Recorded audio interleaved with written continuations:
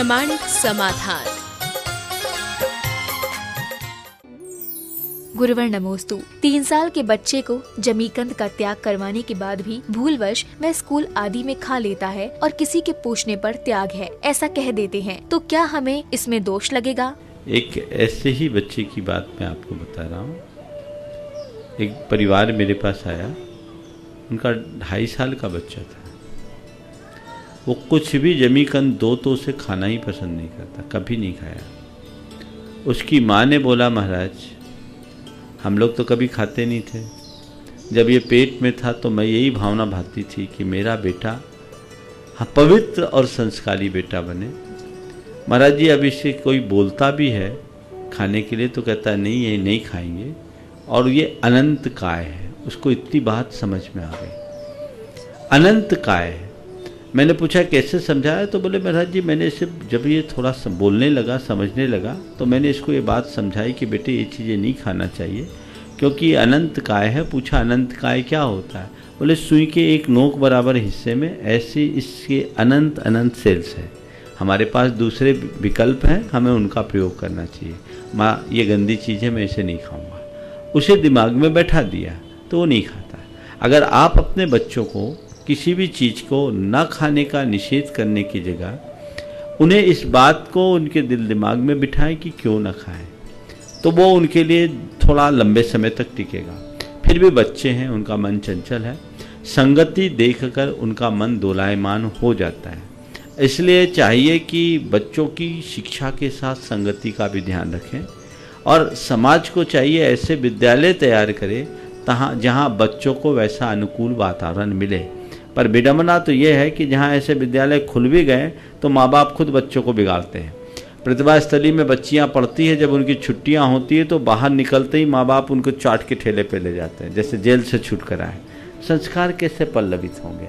संस्कारों के प्रति जागरूकता होनी चाहिए। जहाँ तक आप नियम की बात करते हैं, ये झूठ तो है पर हित की भावना से बोला गया झूठ है। गुरुवर नमोस्तु। पंचकल्याणक प्रतिष्ठा, वेदी प्रतिष्ठा, इंद्र प्रतिष्ठा और मंडप प्रतिष्ठा में क्या अंतर है? पंचकल्याणक प्रतिष्ठा में तो बिंब की प्रतिष्ठा होती है। एक मूर्ति में पंचकल्याणक की संपूर्ण क्रियाएं करके जब हम एक प्रकार से सूर्य मंत्र डालते हैं तो पंचकल्याणक प्रतिष्ठा होती है। मंडप प्रतिष्ठा, कहीं हम कोई मंडप बनाते हैं तो उसकी शुद्धि करके मंडप को जब हम पूरी तरह से जागरूक करते हैं बीजाक्षरों और मंत्रों के माध्यम से, तो उसको मंडप प्रतिष्ठा बोलते हैं।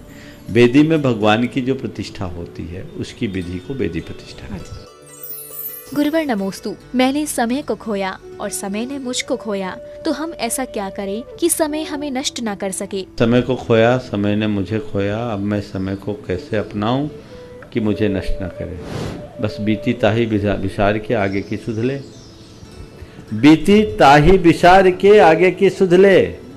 जो बीत गया सो बीत गया। एक ही बात सोच लो कि अब तक मैंने समय खोया, अब नहीं खोऊंगा, तो समय हमेशा तुम्हारे साथ रहे।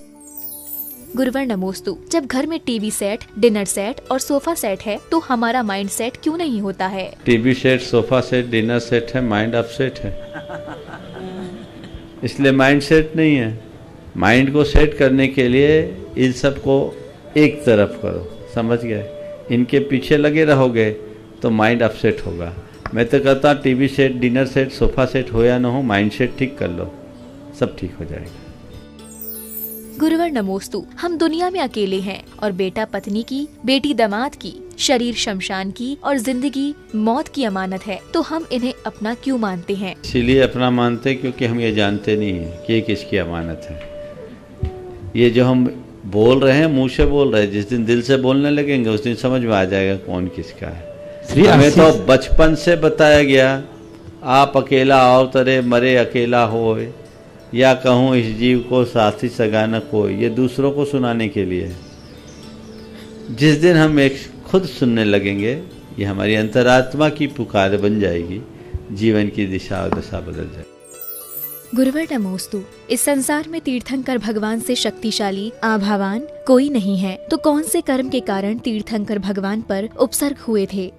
और उनके बल के सामने कोई नहीं टिक सकता, लेकिन ये उपसर्ग उन पर होता है मुनि अवस्था में। मुनि अवस्था वो अवस्था है जिसमें किसी प्रकार का प्रतिकार नहीं होता, वे महाव्रती हो गए।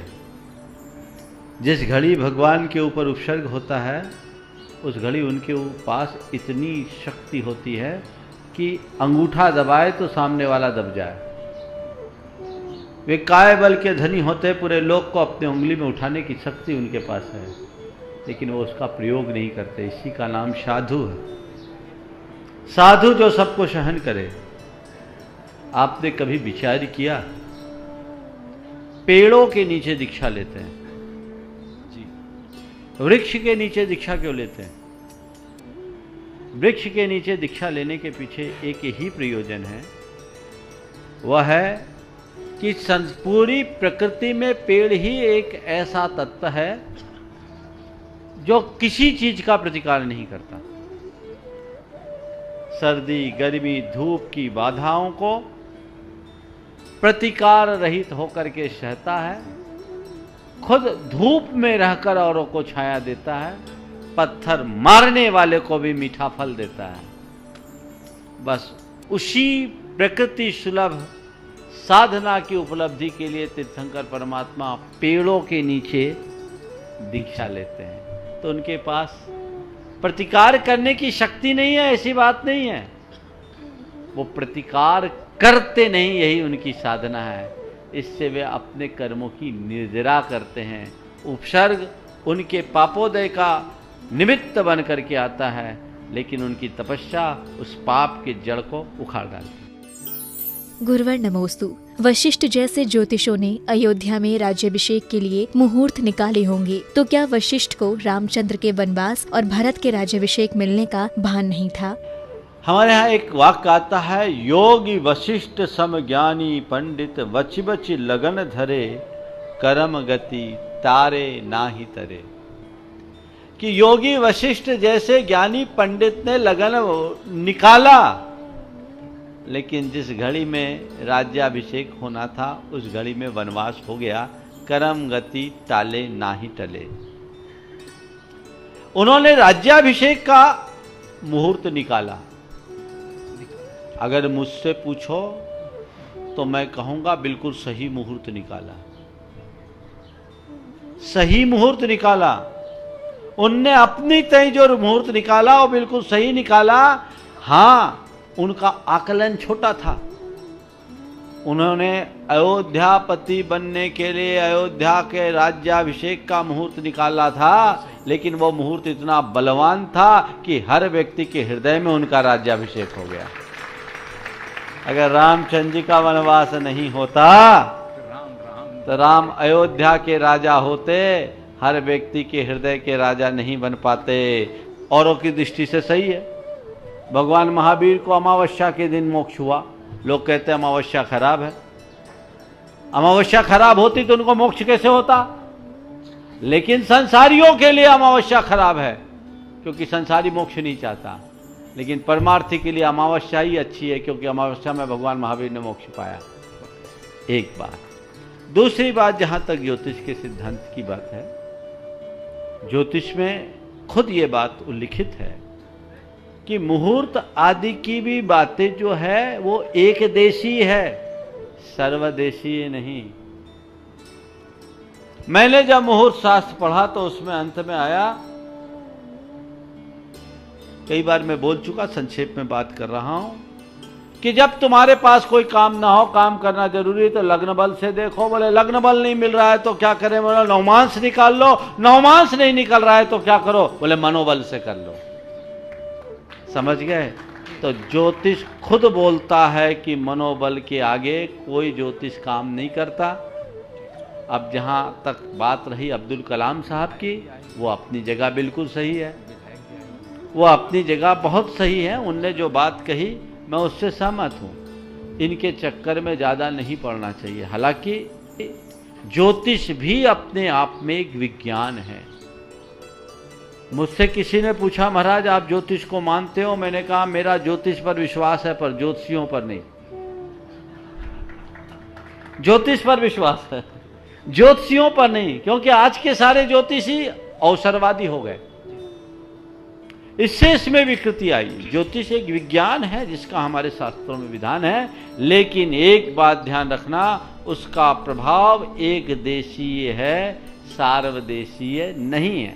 जहाँ तक नाड़ी दोष वगैरह की बात है तो आजकल तो पंडित को 51 की जगह 101 दो सुधर जाते हैं। और अभी एक बार सिंहस्थ कुंभ हुआ था तो उस समय ऐसा कहा जाता उस साल कोई सावा नहीं हुआ।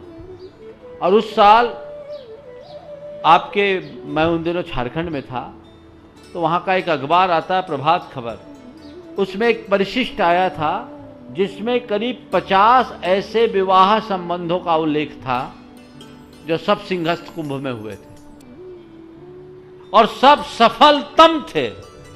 उनने उसका डिटेल दिया। तो ऐसा कुछ नहीं है। अब ज्योतिषी के पास जाओगे तो वो तो वही बताएगा जो उसकी फिलॉसफी कहती है।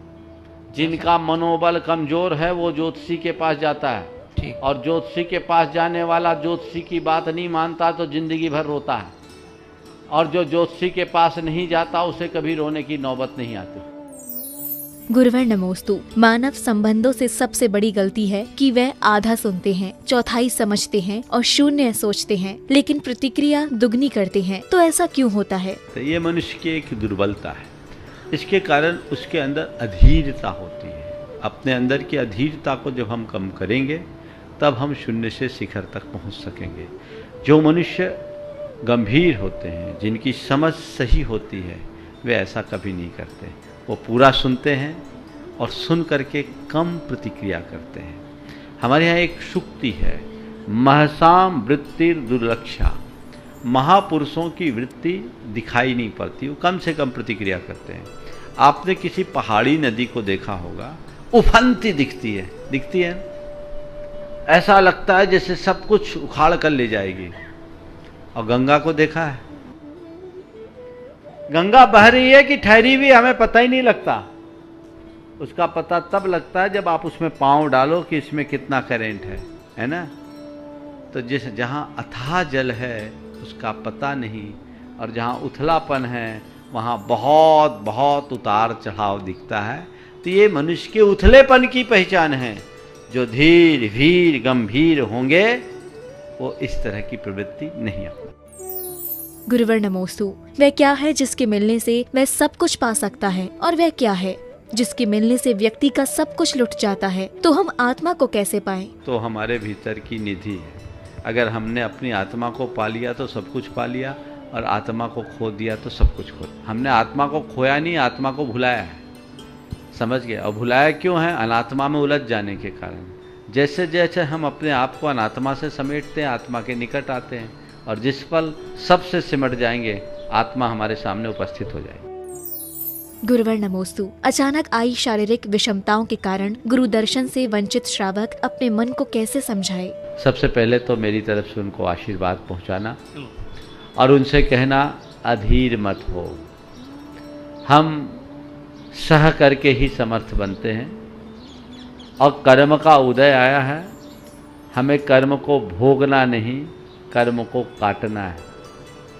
कर्म को भोगने में और कर्म को काटने में मौलिक अंतर है। जो आकुल व्याकुल होकर के दुख को सहते हैं वे कर्म भोगते हैं, और जो समता रख कर के कर्म को सहते हैं वो कर्म काटते हैं, अपनी क्षमता को टिकाए रखें। जहाँ तक गुरुओं के प्रत्यक्ष दर्शन का सवाल है, निश्चित शारीरिक अक्षमता के कारण वो नहीं कर पा रही हैं, पर उनसे कहो मन की आंखों से हर पल गुरुओं के चरणों में रहो और उनके चरण अपने हृदय में अंकित रखो। तुम्हें गुरु दर्शन का पूर्ण लाभ मिल सकता है। इसमें कुछ सोचने की बात नहीं है। जब भी कोई कार्य हम प्रत्यक्ष न कर पाए, हमारे मन में हीनता की अनुभूति होने लगे, उस समय हम कल्पना के पंख लेकर वहां पहुंच जाएं और भावनाओं की उड़ान से उसे पूरा करें।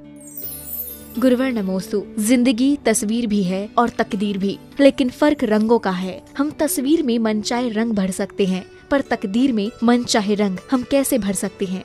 तकदीर में मन चाहे रंग भरने के लिए कुछ नहीं करना, थोड़ी अपनी तदबीर को सुधार लेना है। समझ गए? तकदीर और तदबीर दोनों का अंतर जानते हैं? नहीं जानते हैं। तकदीर यानी हमारा भाग और तदबीर यानी हमारा कर्म, हमारा पुरुषार्थ। हम अगर अपनी तदबीर सुधार ले, अपनी करनी सुधार ले, तो हम तकदीर में मनचाहा रंग भर सकते हैं। वस्तुतः जिसे हम तकदीर कहते हैं उसे बनाने वाले तो हम खुद ही हैं ना।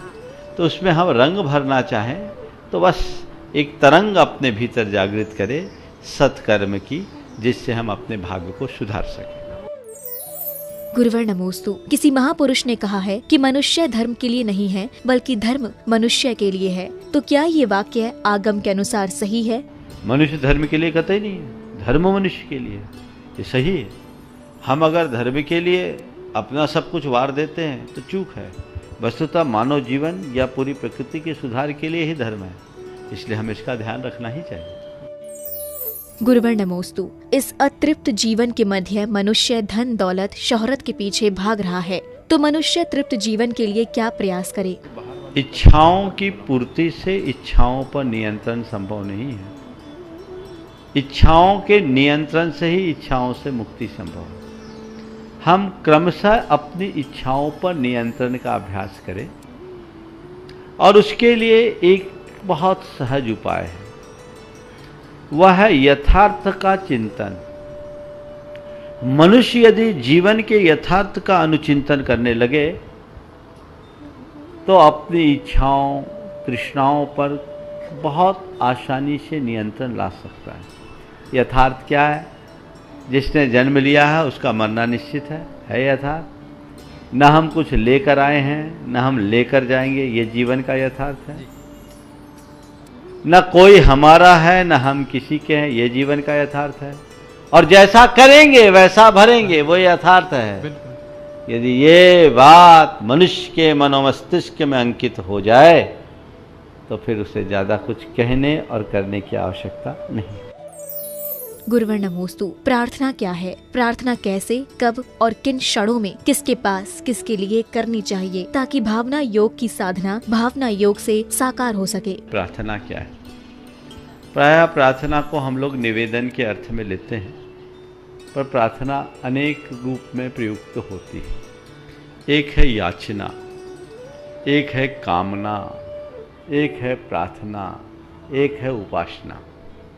याचना जब हम किसी के पास जाकर कुछ अपने मन की इच्छाओं को प्रकट करते हैं तो वो याचना बन जाती है। कामना अगर हम कहीं अपने इष्ट आराध्य के चरणों में जाकर अपने मनोभावों को प्रकट करते हैं, उसमें खुद के लिए और औरों के लिए भी हो सकता है, तो कामना बनती है।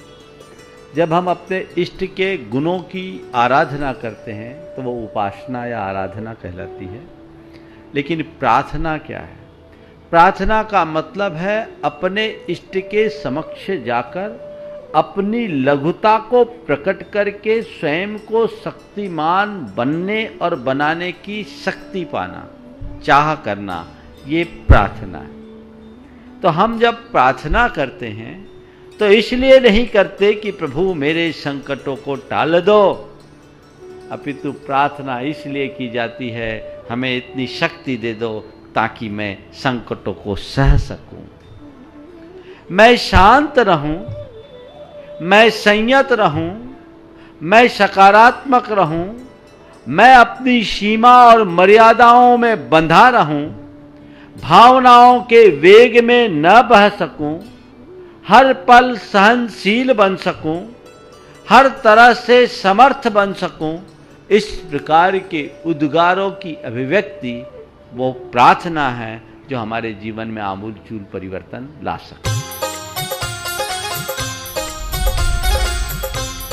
प्रामाणिक समाधान।